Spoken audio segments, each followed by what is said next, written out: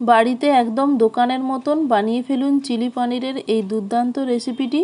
নমস্কার দর্শক বন্ধুরা, রিয়াজ কিচেনে আপনাদের সবাইকে স্বাগত জানাই।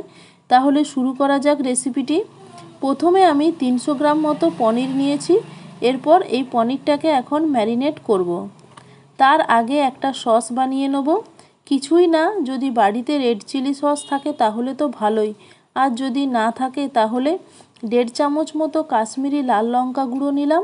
এরপর অল্প একটু জল দিয়ে একটা পেস্ট বানিয়ে নেব, ঠিক এইভাবে।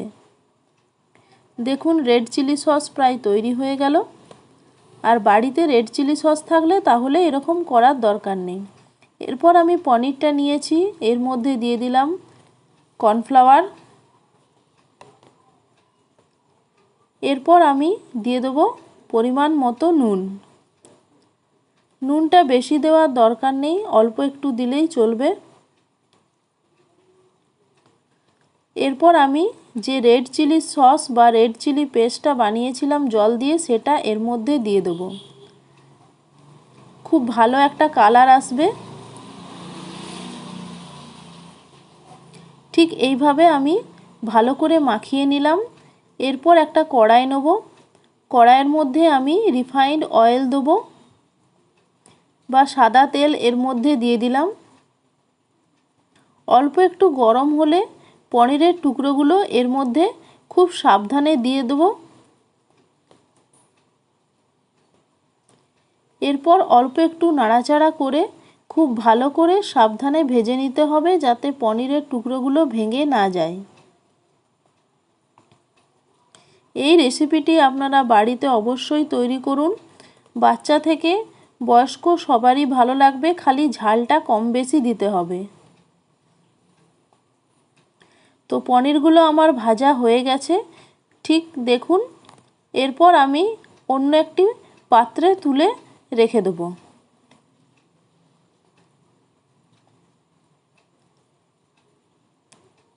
রেসিপিটি ভালো লাগলে অবশ্যই লাইক, শেয়ার এবং সাবস্ক্রাইব করতে ভুলবেন না। এরপর আমরা পনিরগুলোকে সব তুলে নিলাম।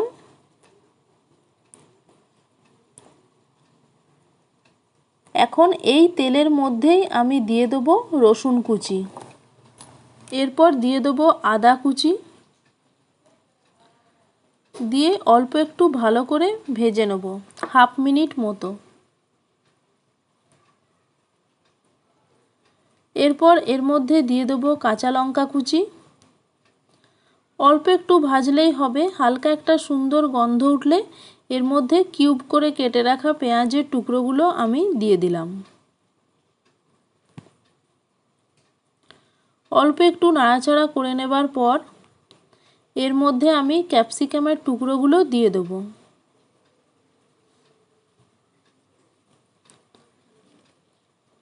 ক্যাপসিকামের টুকরোগুলো আমি কিউব করে কেটে রেখেছি, এখন সেগুলো দিয়ে দিলাম।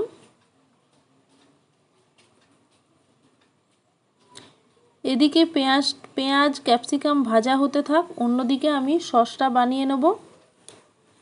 আমি এখানে 4 চামচ মতো টমেটো সস নিয়েছি। এরপর এর মধ্যে রেড চিলি সস বা কাশ্মীরি রেড চিলি সসটা দিয়ে দিলাম। অল্প একটু গ্রিন চিলি সস দিলাম। এরপর সব কিছুকে ভালো করে মিশিয়ে নেব। ও আর একটা জিনিস তো দিতে ভুলেই গেছি, সেটা হলো ডার্ক সয়া সস। আমি প্রায় 2 চামচ মতো ডার্ক সয়া সস এর মধ্যে দিয়ে দেবো। এরপর আবার ভালো করে মিশিয়ে নেব। সসটা আমার তৈরি হয়ে গেল। এরপর 2 চামচ কর্নফ্লাওয়ারে পরিমাণ মতো জল দিয়ে আমি একটা পাতলা ব্যাটার বানিয়ে নেব। ভালো করে এটা মিশিয়ে নিতে হবে, যাতে এর মধ্যে কোনো লাম্পস না থাকে। তো এটা আমার তৈরি হয়ে গেল। অন্যদিকে দেখে নিই যে ভাজাটা ঠিক হলো কি না। আমি একটু বেশি ভেজেছি, এতে খেতে আমাদের বাড়িতে সবাই পছন্দ করে।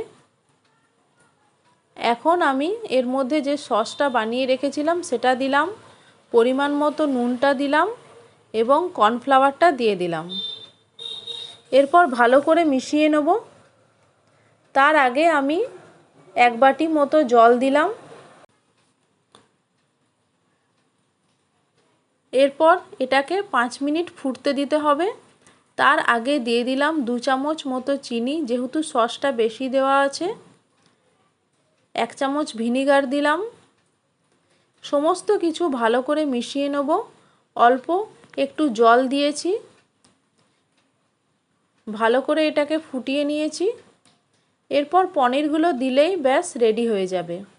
আমার কাছে স্প্রিং অনিয়ন বা পেঁয়াজ শাক নেই, তাই আমি আমার মতো করে ধনেপাতা কুচি দিলাম, যেহেতু ধনেপাতার ফ্লেভারটা ভালো লাগে। ভালো লাগলে লাইক, শেয়ার এবং কমেন্টস করতে ভুলবেন না। আবার অন্য একটা রেসিপি নিয়ে আপনাদের সামনে চলে আসবো। আপনারা সবাই ভালো থাকবেন, সুস্থ থাকবেন, এই কামনাই করি।